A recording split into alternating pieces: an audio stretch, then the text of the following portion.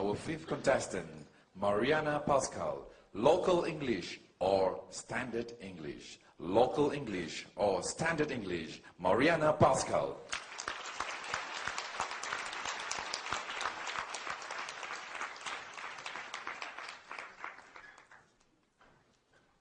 Well, many years ago, my daughter, who is half Chinese, attended a local kindergarten in Johor Bahru. And I remember one day I went to pick her up, and she came running up to me, and she said, "Mommy, what's this?" I said, "I don't know, ask your teacher." She turned and she said, "Teacher, this what, ah?" I said, "What did you say?" She said, "Oh, Mommy, that's Malaysian English." My fellow Toastmasters, we hear a lot these days about local varieties of English. Should we embrace them as a part of the culture? Or should we eliminate them and replace them with standard English? What do you think? Embrace or replace? Yes, I love the local English here. It is the most colorful English in the world. I especially love your crazy two-word phrases. Where, got. Also can. See first. See how. It's so unique. And frankly speaking, I do not think that it is possible to eliminate local English because linguistic habits are very difficult to break. Am I right? Yes. Now, throughout my entire marriage, my Chinese husband has been saying, "Get down from the car." And I've been saying, "Honey, we're not on the car, so we can't get down. We're in the car, we get out." And he says, "Oh, okay, get down." Can't change. In fact, I was in a taxi the other day, and the taxi driver said to me, "Okay, miss, you get down here, huh?" I said, No. You get out here." He said, "It's my taxi, you get out."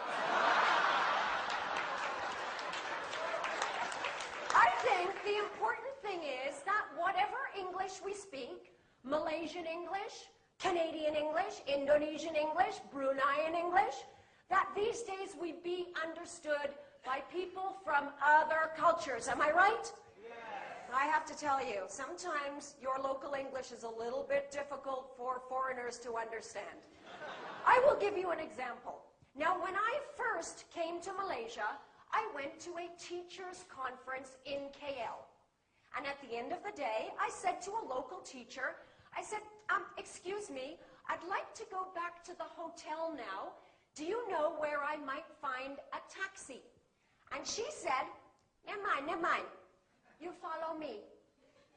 I said, "Well, I don't have a car, so I can't follow you. Do you know where I can find a taxi?" She said, never mind, you follow me." I said to my friend, "She wants me to follow her. Should I run behind her car?" You see, it would have been helpful if she had used a more standard phrase like, "I'll give you a ride." I'll give you another example of how local English can be very difficult for foreigners. Now, my British friend Jolene came to Malaysia to work in a restaurant. And on her very first day, the manager asked her to make fruit juice. So he gave her some fruit, and he gave her a blender. And he said, "You put in fruit after you switch on."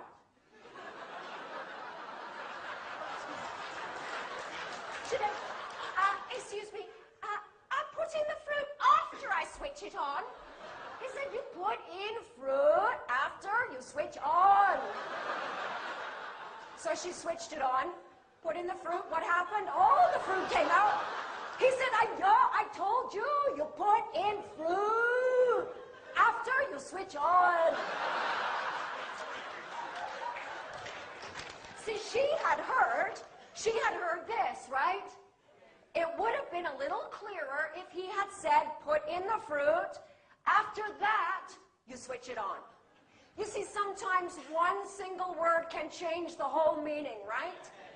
I remember when my husband and I were first falling in love.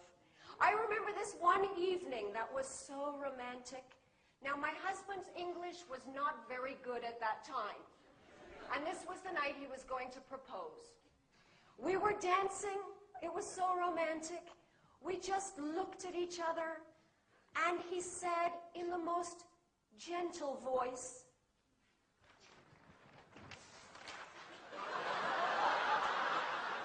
"All your eyes are big. How many eyes do I have?"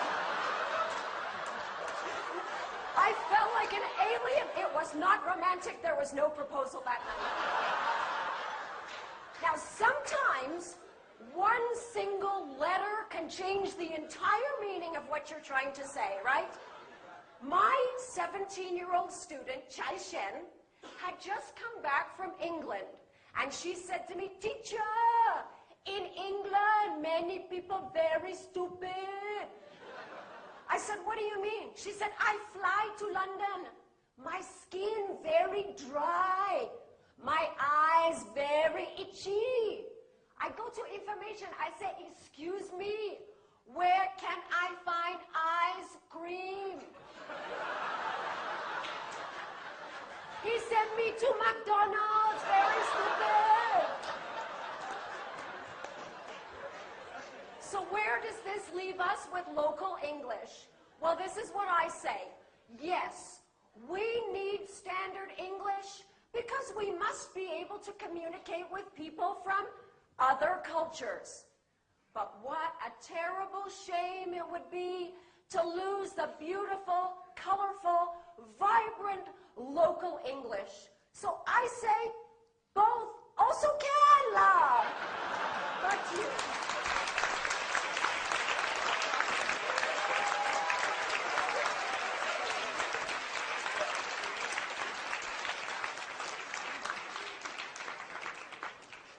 Please observe 1 minute.